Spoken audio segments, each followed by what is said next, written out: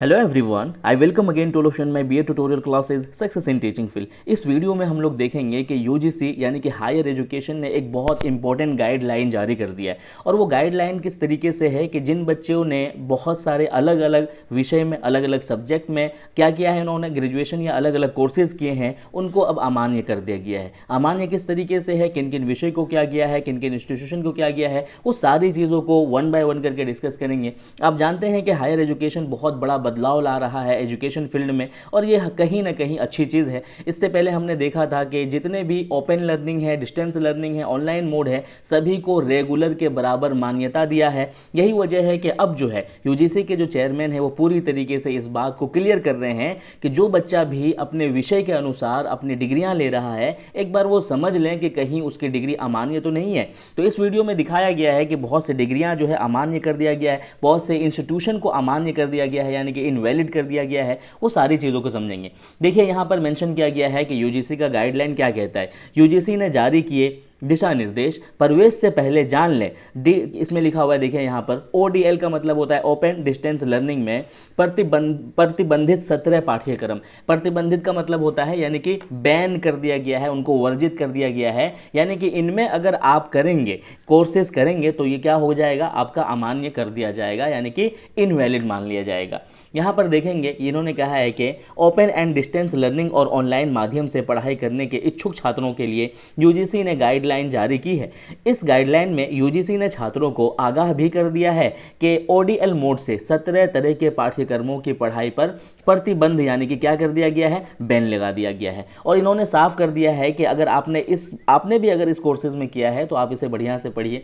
इसने कहा है कि 17 तरह के पाठ्यक्रमों की पढ़ाई पर प्रतिबंध है। और उसके अलावा क्या कहा है कि यूजीसी के दिशा निर्देश में उच्च शिक्षा संस्थान यानी कि HEI का मतलब क्या होता है, हायर एजुकेशन इंस्टीट्यूट और पाठ्यक्रम के मान्यता स्थित सुनिश्चित करना, यानी कि भाई किस इंस्टीट्यूशन को इसका वैल्यू दिया गया है। अगर आप ग्रेजुएशन में एडमिशन ले रहे हैं तो उसके लिए क्या मैक्सिमम क्राइटेरियाज है, यानी कि अगर आप बीएड में ले रहे हैं तो उसके लिए क्या क्या आपके पास में डिग्री होनी चाहिए। ये सारी चीज़ों को आपको एक बार जाँचना बहुत ज़रूरी है। ऐसा नहीं है कि अगर आप जो है किसी भी तरीके से एडमिशन ले रहे हैं, ऐसा नहीं माना जाएगा। अब आपके साथ में दिक्कत हो सकती है, इसीलिए मैं भी आपसे कहूँगा कि भाई इन तरह की चीज़ों को पढ़ना बहुत ज़रूरी है। अब जो इन्होंने कहा है कि अगर बच्चे किसी भी कोर्सेज में कर लें तो वो मान्य नहीं होगा, अमान्य कर दिया जाएगा। अब वो कौन कौन से कोर्सेज है जो कि बच्चे जो है कहाँ से कर सकते हैं, ओपन से कर लेते हैं, डिस्टेंस से कर लेते हैं, ऑनलाइन कर लेते हैं, और फिर वो यूजीसी ने साफ कर दिया है कि ये अब से क्या हो जाएगा, अमान्य हो जाएगा।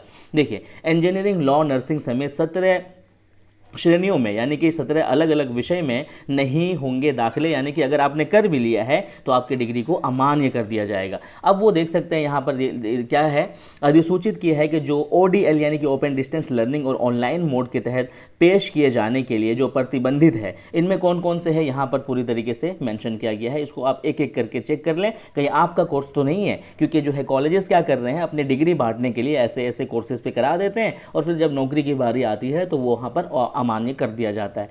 ठीक है, कि क्या क्या है यहाँ पर, इंजीनियरिंग है, चिकित्सा का मतलब क्या हो जाता है, मेडिसिन फील्ड हो जाता है, भौतिक चिकित्सा यानी कि फिजियोथेरेपी आ जाएगा यहाँ पर। उसके बाद फार्मेसी भी आप जानते हैं कि भाई क्या कहते हैं कि ऑनलाइन या फिर डिस्टेंस या ओपन से नहीं कर सकते। होटल मैनेजमेंट भी जानते हैं आप। बागबानी, उसके अलावा क्या है, बागबानी अगर आप देखेंगे तो हॉर्टिकल्चर जिसको कहते हैं ना, बागवानी को हॉर्टिकल्चर भी नहीं कर सकते हैं, नर्सिंग नहीं कर सकते हैं, लॉ नहीं कर सकते हैं, कृषि भी नहीं कर सकते हैं आप। ठीक है, उसके बाद आर्ट क्या कहते हैं कि एयरक्राफ्ट जो है ये भी नहीं कर सकते हैं आप। तो इस तरह के दृश्य कला का मतलब क्या है, विजुअल आर्ट्स एंड स्पोर्ट्स भी अगर आप जो है ओपन से करते हैं या डिस्टेंस या ऑनलाइन करते हैं तो इसे क्या कर दिया जाएगा, अमान्य कर दिया जाएगा।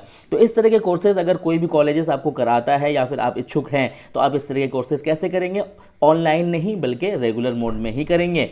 आगे देखते हैं यहाँ पर क्या कहा है इन्होंने। यूजीसी गाइडलाइन में कहा है कि नो एडमिशन कैटेगरी जांच ले, यानी कि गड़बड़ी मिले तो यूजीसी को बताएं। इसमें क्या कहने का मतलब है इसका, इन्होंने साफ साफ क्लियर कर दिया है यूजीसी ने कि इन्होंने कहा है कि अगर आप यहाँ पर पढ़ेंगे, देखिए छात्रों को ये जांचना चाहिए कि कौन निर्देशों में कहा गया है कि छात्रों को ये जांचना चाहिए कि HEI यानी कि हायर एजुकेशन इंस्टीट्यूट ODL या फिर ऑनलाइन कार्यक्रम पेशकश के लिए वर्जित है। यानी कि ऐसे इंस्टीट्यूशन जहाँ पर जो है आपने उसको जांचा नहीं, ऐसे इंस्टीट्यूशन जिन्होंने खोल के बैठा हुआ है और फिर आप जो है वहाँ पर उसके जितने भी डॉक्यूमेंट्स हैं, जितने भी उसके एफिलिएशन है, वो सब जो है UGC के ऑफिशियल साइट पे अपलोड है। अगर आपने ऐसे ही दे दिया और फिर कोई भी कॉलेज से कोई भी इंस्टीट्यूट से कर लिया तो उसके बाद में आपके डिग्री पे दिक्कत आ सकती है। उस तरीके से और भी चीज़ें यहाँ पर इन्होंने मेंशन किया है जो इंपॉर्टेंट है आपके लिए। देखिए UGC ODL guideline, ODL open distance learning की जो गाइडलाइन है, इन्होंने कहा है कि अगर कोई फ्रेंचाइजीज लेता है, फ्रेंचाइजी आपको पता है